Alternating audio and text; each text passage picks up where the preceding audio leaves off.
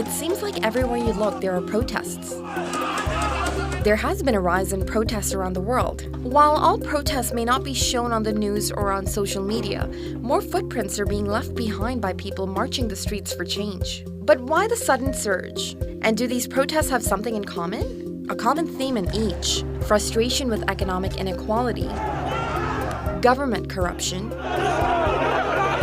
and inaction.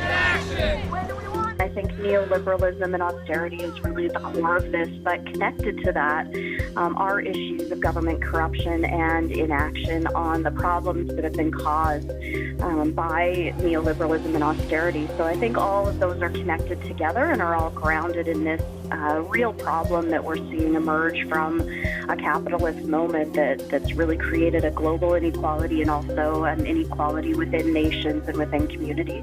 Some demonstrations have lasted months despite police crackdowns like in Hong Kong, while others died down more quickly because of harsh responses from the states. This includes widespread arrests and security pushback leading to injuries and even death in Iraq. Protesters target crowded locations like highways, public transit, and even international airports. The purpose of these events is to try and disrupt and to try and really push people and challenge them to think differently and to act differently. If we didn't want any disruption, we wouldn't have any sort of social change or activism at all. It needs to be disruptive to be effective.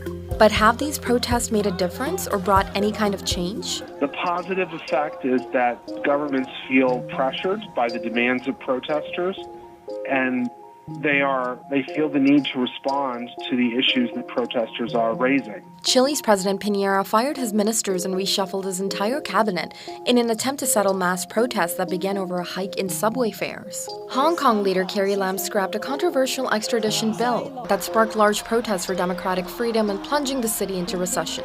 Ecuador leader declared a state of emergency after the streets of Quito were taken over by indigenous groups protesting the government's decision to end fuel subsidies. Lebanon's prime minister resigned after thousands of people blocked the streets of Beirut for weeks in one of the biggest demonstrations held against the government. But there's also a negative effect, which is that as protests become more common, as the government and the media and other people become more familiar with protests and more accustomed to seeing them, they feel less threatened by the protest. And when they feel less threatened, they're less likely to take action. Take the global climate strikes. While they're raising awareness of the dangers of environmental change, there are still political leaders around the world who say things like this. Those heaving, hemp-smelling bivouacs, climate change protesters. It's not just the fact that protests are increasing, there's also an increase in coverage. There has been a substantial increase in protest in the last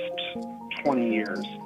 And this has had a lot to do with the rise of the internet, which has made it easier for people who organize protests to coordinate with their supporters and to coordinate with other organizations who might be interested in the protest. So while each protest grows out of unique circumstances, it's clear in each case that people are demanding more from their governments and will continue to let the world know.